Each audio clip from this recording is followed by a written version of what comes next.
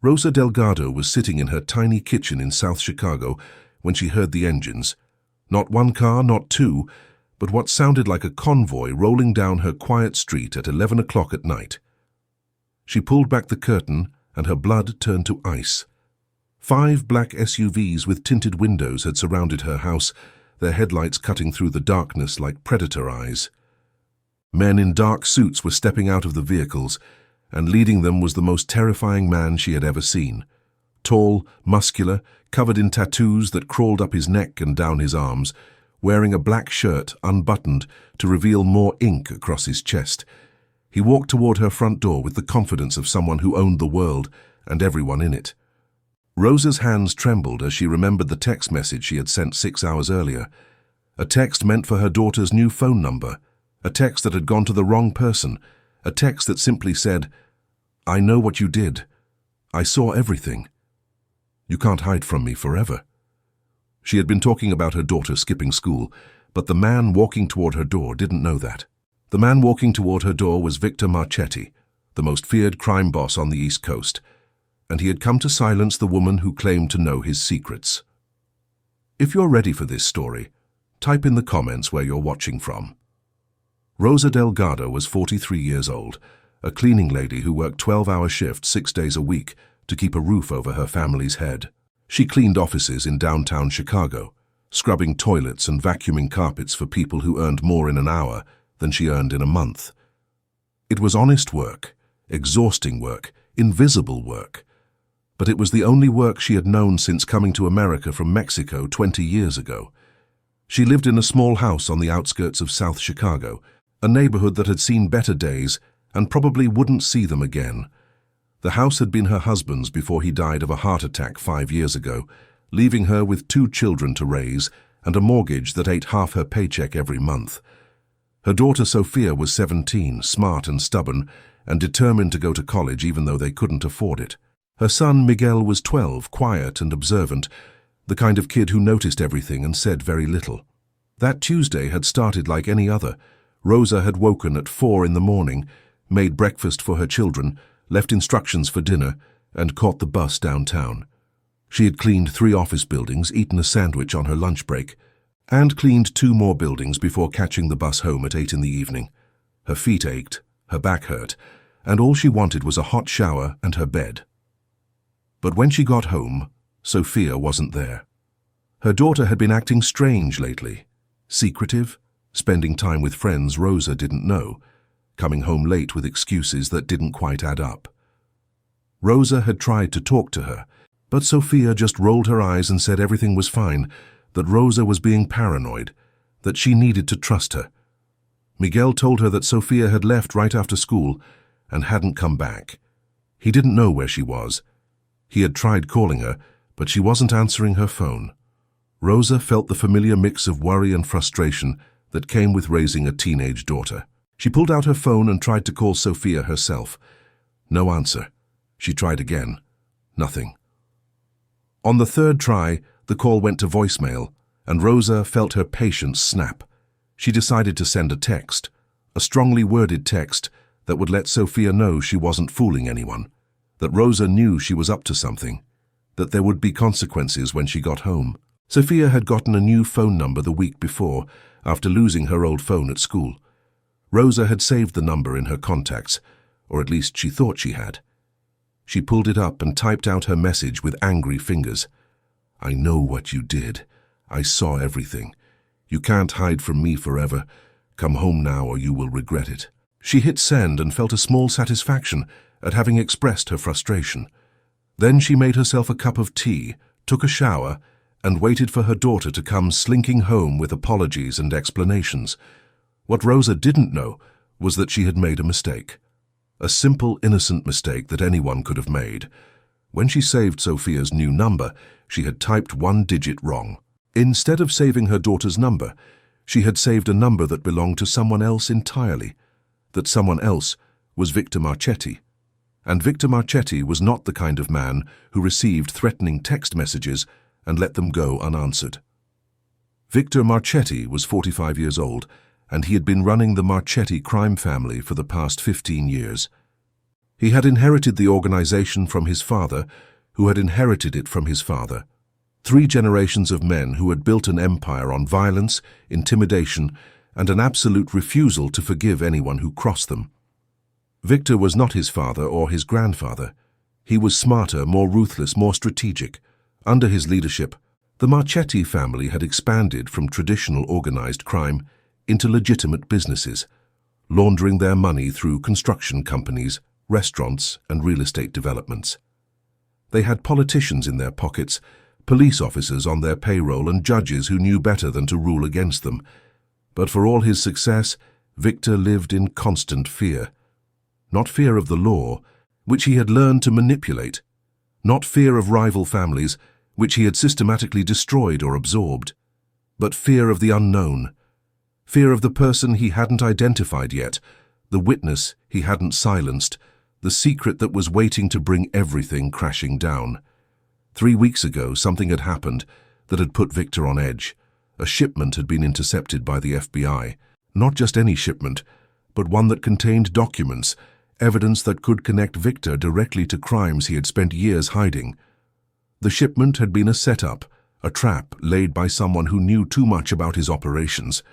Victor had spent the past 3 weeks trying to find the leak. He had interrogated his closest associates, surveilled his enemies, offered rewards for information, but he had found nothing. The person who had betrayed him remained hidden, and Victor was growing more paranoid by the day. That Tuesday evening, Victor was in his penthouse apartment overlooking Lake Michigan, going over reports from his lieutenants, when his phone buzzed with a text message. The number was unfamiliar, which immediately put him on alert. Very few people had his personal number, and those who did knew better than to contact him without permission. He opened the message and read it 3 times, his blood growing colder with each reading. "I know what you did. I saw everything. You can't hide from me forever." For a long moment, Victor sat perfectly still, his mind racing through possibilities. This could be the leak. This could be the person who had betrayed him to the FBI. This could be someone trying to blackmail him, to extort money in exchange for silence. Or it could be something worse, a trap set by law enforcement, an attempt to get him to incriminate himself. He called his head of security, a former Special Forces operative named Marcus, and showed him the message. Marcus ran a trace on the number immediately, using contacts he had cultivated over years in the intelligence community. Within an hour, he had a name and an address. Rosa Delgado, 4127 South Paulina Street, Chicago. Victor stared at the name, trying to place it. He didn't recognize it. He had never heard of anyone named Rosa Delgado. She wasn't in his organization, wasn't connected to any rival family, wasn't on any list of potential threats he had compiled over the years. Marcus pulled up more information. Rosa Delgado was a cleaning lady who worked for a company called Sparkle Clean Services. She was a widow with 2 children, no criminal record, no known associations with anyone in organized crime. She cleaned offices in downtown Chicago, including several buildings that housed Marchetti-owned businesses. And that was when Victor felt the pieces click into place. A cleaning lady, someone who worked in his buildings, who had access to offices and files and conversations that happened when people thought no one was watching. Someone invisible, overlooked, the perfect person to gather information without anyone suspecting. It made perfect sense. The leak hadn't come from inside his organization. It had come from the outside, from a woman who cleaned toilets and emptied trash cans while listening to everything that was said around her. Victor made a decision. He would go to this Rosa Delgado personally. He would find out what she knew, who she was working with, and how deep the betrayal went. And then he would make sure she never told anyone anything ever again. He gathered his most trusted men and headed for South Chicago. Rosa had almost fallen asleep on the couch when she heard the engines. At first she thought it was just traffic, maybe a truck passing through the neighborhood. But the sound kept growing, kept multiplying, until it seemed like the entire street was filled with vehicles. She got up and walked to the window, pulling back the worn curtain to see what was happening outside. What she saw made her stomach drop. Black SUVs, 5 of them, surrounding her house like a military formation. Men in dark suits stepping out, their movements coordinated and purposeful, and walking toward her front door, illuminated by the headlights behind him, was a man who looked like he had stepped out of a nightmare. Rosa had never seen Victor Marchetti before, but she knew immediately that this was not someone who had come to borrow sugar. He was tall and broad, his body covered in tattoos that seemed to move in the flickering light. His shirt was unbuttoned, revealing more ink across his chest, and his face wore an expression of cold determination that made Rosa's knees go weak. She looked around frantically, her mind racing.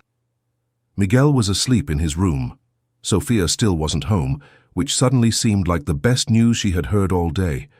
The phone was in her hand, but who would she call? The police? By the time they arrived, whatever was going to happen would already be over. The knock on the door was surprisingly polite. 3 firm raps, like a neighbor coming to return a borrowed tool. But Rosa knew better than to be fooled by politeness. She could pretend not to be home. She could hide, call for help, try to escape through the back door. But even as these options ran through her mind, she knew they were useless. These men had surrounded her house. They knew she was here. Running would only make things worse. Rosa Delgado had faced many hard things in her life: poverty, loss, the daily humiliation of being treated as invisible by people who thought they were better than her. She had survived all of it through sheer stubborn determination, through the refusal to let circumstances break her spirit. She was not going to start cowering now. She walked to the door, her heart pounding so hard she could feel it in her throat, and opened it. Victor Marchetti stood on her small porch, his presence filling the doorway, his eyes scanning her with the cold assessment of a predator evaluating prey. Behind him, his men waited in silence, their hands inside their jackets, ready for whatever orders their boss might give. Rosa looked up at this terrifying man and felt something unexpected rise up inside her. Not fear exactly, though there was plenty of that, but also a kind of indignation, a fury at having her home invaded, her peace shattered, her sense of safety destroyed by people who had no right to be here. She was tired, bone-tired from a day of cleaning up after people who never noticed her. And now these people had come to her home in the middle of the night to threaten her for reasons she couldn't even begin to understand. Her voice came out steadier than she expected when she asked what they wanted. Victor's eyes narrowed. He had expected fear, begging, perhaps an immediate confession. He had not expected this small woman in a cleaning uniform to look at him like he was an inconvenience, rather than a threat. He told her they needed to talk, about the message she had sent him, about what she knew and who she had told. Rosa stared at him, completely lost. What message? What did she know? She had no idea what this man was talking about, and she said so. Victor pulled out his phone and showed her the text message, her text message sent from her number, with her words on the screen. "I know what you did.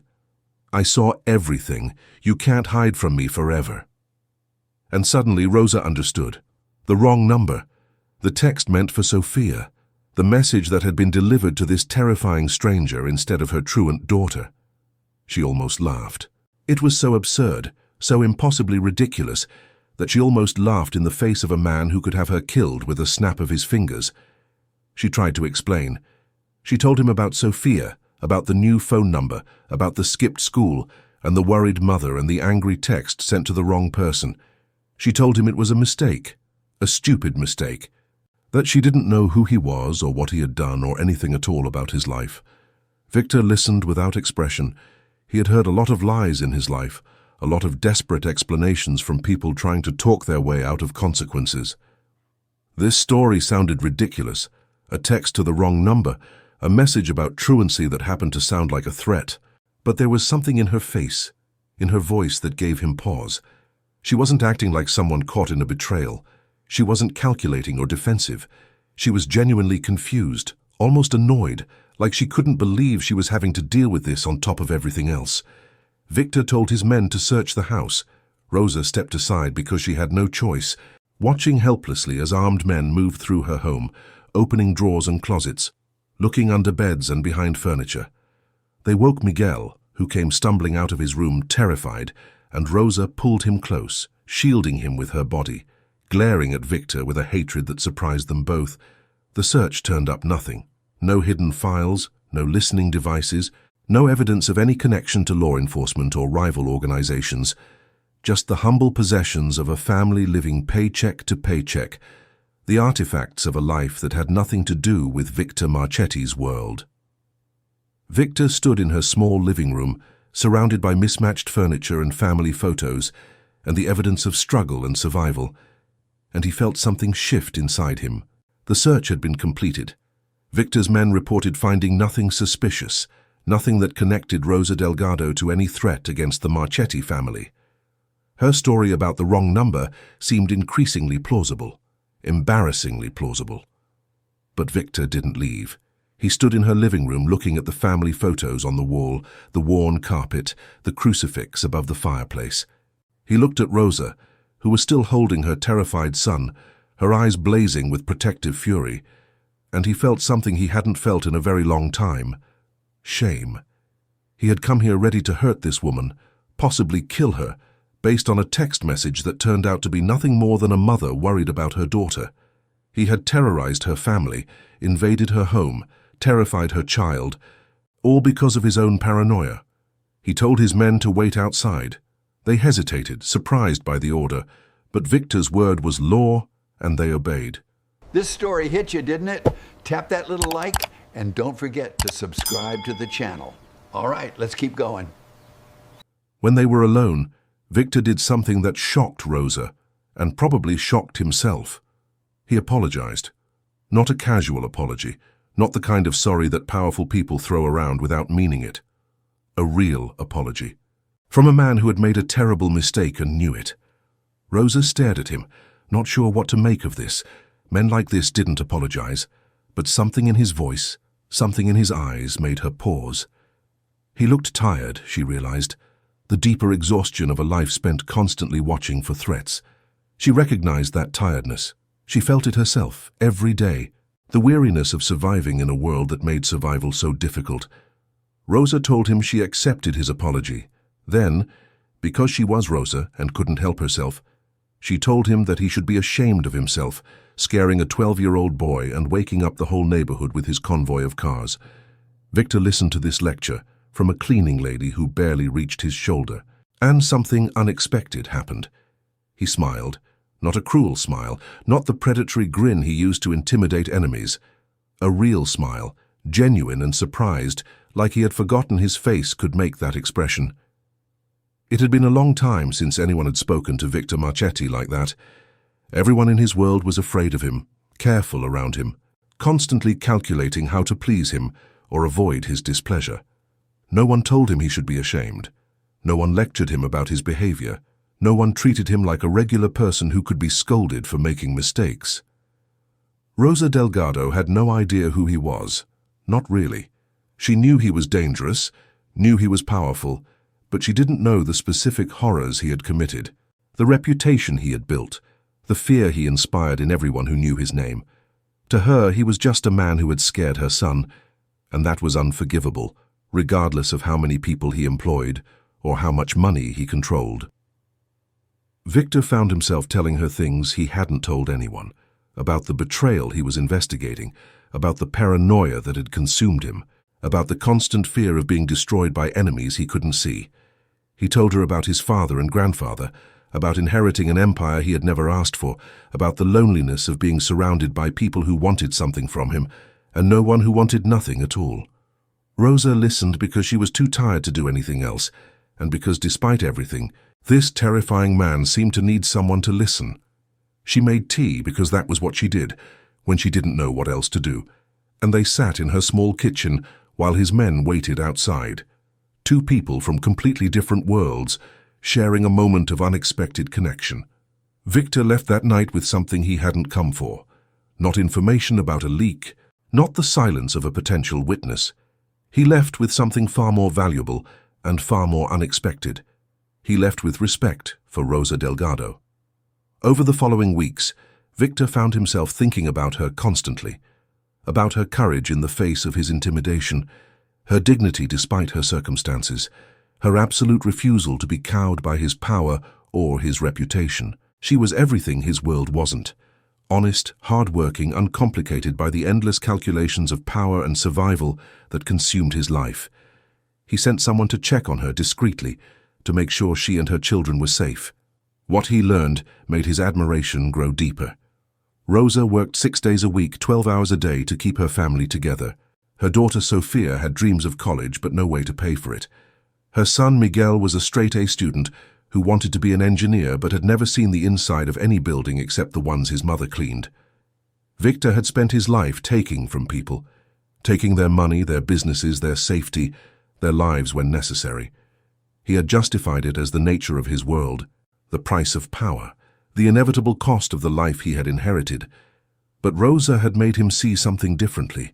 She had shown him that there were people in the world who worked harder than he ever had and had nothing to show for it. People whose dignity came not from power but from integrity, not from wealth but from sacrifice. People who deserved better than the life circumstances had given them. Victor made a decision. He was going to help Rosa Delgado, whether she wanted his help or not. The first sign came a week after that night. Rosa arrived at work to find that she had been promoted. Not through any effort of her own, not through any application or interview, but through the mysterious intervention of the company's new owner. Sparkle Clean Services had been acquired by a corporation Rosa had never heard of, and the first order of business had been to promote Rosa to supervisor, doubling her salary and cutting her hours. Rosa was suspicious. She knew that things like this didn't happen without a reason, and she had a pretty good idea what that reason was, but she couldn't prove anything. And the truth was that she needed the money desperately, so she accepted the promotion and tried not to think about where it had come from. The second sign came a month later. Sofia received a letter from the University of Chicago informing her that she had been awarded a full scholarship. Not just tuition, but room and board, books, everything. The scholarship was funded by an anonymous donor who had specified that it should go to deserving students from working-class families in South Chicago. Sofia was ecstatic. She had applied for every scholarship she could find, had written essays and filled out forms and hoped against hope for some kind of miracle. And now the miracle had arrived, in an envelope with the university's letterhead, changing her future forever. Rosa knew. She knew who was behind this, knew that the anonymous donor was not really anonymous, knew that Victor Marchetti was trying to make amends for the terror he had caused. She didn't know whether to be grateful or angry, whether to accept his help or throw it back in his face. In the end, she decided that her daughter's future was more important than her pride. Sofia would go to college. Sofia would have opportunities that Rosa had never had. And if that came from a man whose money was stained with God knew what, well, maybe God would sort it out in the end. The third sign came 6 months later, and this one she couldn't ignore. A lawyer showed up at her door with documents explaining that her mortgage had been paid off. The house was hers, free and clear, no more monthly payments eating into her paycheck, no more fear of losing the only home her children had ever known. This time, Rosa went looking for Victor. She found him at a restaurant he owned in downtown Chicago, a fancy place that Rosa could never have afforded to eat in. She walked past the hostess, past the well-dressed diners, past the security who tried to stop her, and marched straight to Victor's private table in the back. She told him to stop. Stop helping her, stop paying for things, stop trying to fix his guilt by throwing money at her family. She told him she didn't want charity, didn't want to be his project, didn't want to owe anything to a man like him. Victor listened to her tirade without expression. When she finished, breathing hard, her cheeks flushed with anger and embarrassment at causing a scene, he simply asked her to sit down. Rosa sat because she was too tired to keep standing, and because something in his voice made her curious about what he would say. Victor told her the truth. He told her that helping her family was the only good thing he had done in years, that thinking about her courage, her integrity, her refusal to be broken by circumstances, had made him question everything about his own life, that she had shown him a different way of being, a different measure of worth, and that he couldn't unsee what she had made him see. He told her he wasn't trying to buy her forgiveness or assuage his guilt. He was trying to be better, and helping people like her, people who deserved better than life had given them, was the only way he knew how. Rosa didn't know what to say. She had come here to reject his help, to preserve her dignity, to make clear that she couldn't be bought. But sitting across from this powerful, dangerous man who was looking at her like she had saved him rather than the other way around, she felt her certainty waver. Maybe accepting help wasn't the same as being bought. Maybe being helped by someone who genuinely wanted to help wasn't charity but kindness. Maybe she could take what he offered and still keep her dignity, could acknowledge his generosity without losing herself. She told him she would accept his help on one condition. He had to do something with his life that would make the help worth accepting. He had to become someone whose gifts didn't carry the stain of violence and exploitation. He had to change, really change, not just throw money at problems but actually become a better person. Victor looked at her for a long time. Then he nodded and said he would try. 3 years after that night when black cars had surrounded her tiny house, Rosa Delgado stood in the graduation hall of the University of Chicago watching her daughter receive her diploma. Sophia was magna cum laude, already accepted to law school, already planning a career in public interest law, helping families like theirs. Miguel sat beside Rosa, 17 now and about to start his own college journey. He had been accepted to MIT, another scholarship from another anonymous donor, though everyone knew the donations weren't really anonymous anymore. He wanted to study engineering, to build things that would last, to create rather than destroy. And sitting on the other side of Rosa, uncomfortable in a suit that cost more than her old monthly salary, was Victor Marchetti. He was different now. The past 3 years had transformed him in ways that no one who knew him before could have predicted. He had stepped back from the violent aspects of his business, had turned over operations to lieutenants, with strict instructions to operate within the law. He had expanded the legitimate side of his empire, creating jobs and opportunities in neighborhoods that had been forgotten by everyone else. He had funded scholarships for hundreds of students from working-class families. He had built community centers and after-school programs and job training facilities. He had become, against all odds and all expectations, a force for good in the communities he had once exploited. The newspapers called it a redemption story, a crime boss turned philanthropist. They speculated about what had caused the change, about what had made Victor Marchetti suddenly develop a conscience after decades of ruthlessness. They never found the answer, because Victor never told them. But Rosa knew. She knew that the change had started with a wrong text message, a misunderstanding that had brought two people from opposite ends of the world together in the most unlikely way possible. Victor had told her once that she had saved him, that her refusal to be intimidated, her insistence on treating him like a human being capable of shame and growth, had been the mirror he needed to see himself clearly. She had shown him what dignity really looked like, what integrity really meant, and he had spent 3 years trying to live up to her example. Rosa always dismissed this as nonsense. She hadn't done anything except send a text to the wrong number and then refused to apologize for who she was. She hadn't tried to change Victor, hadn't asked him to become better, hadn't done anything except survive the way she had always survived. But maybe that was enough.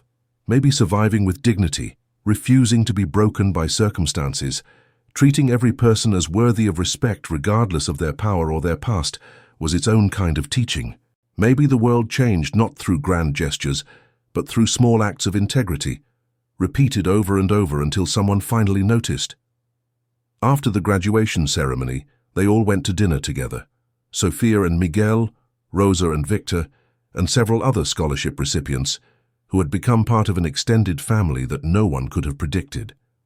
They ate at a restaurant in Rosa's old neighborhood, a place that had been renovated with Marchetti money, but still served the same food that Rosa remembered from her childhood. Victor made a toast. He said that 3 years ago he had received a text message that he thought was a threat but turned out to be a gift. He said that Rosa Delgado had taught him more about strength and dignity and the things that really mattered than anyone he had ever known. He said that he was grateful every day for the wrong number, the misunderstanding, the chance encounter that had changed his life. Rosa rolled her eyes at his sentimentality, which made everyone laugh.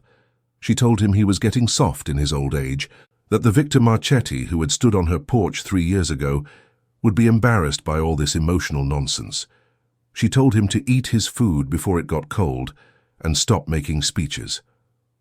Victor smiled, that same genuine smile that had surprised them both on that first night. He had been smiling more lately, Rosa noticed. He had been laughing, relaxing, allowing himself to be human in ways that his former life had never permitted. Later that night, after everyone had gone home, Rosa sat on the porch of her house. The same porch where Victor had stood 3 years ago, demanding answers to questions she didn't understand. The same house that was now paid off, secure, truly hers for the first time. She thought about the strange path that had brought her here. A wrong number, a text meant for her daughter, a terrifying night that had somehow led to everything good that came after. If she had typed one digit differently, if she had called Sophia instead of texting, if she had been less brave or more accommodating when Victor came to her door, none of this would have happened. But she had been exactly who she was, had responded to impossible circumstances with the only thing she had, her dignity, her integrity, her refusal to be less than human even when facing someone who could have destroyed her.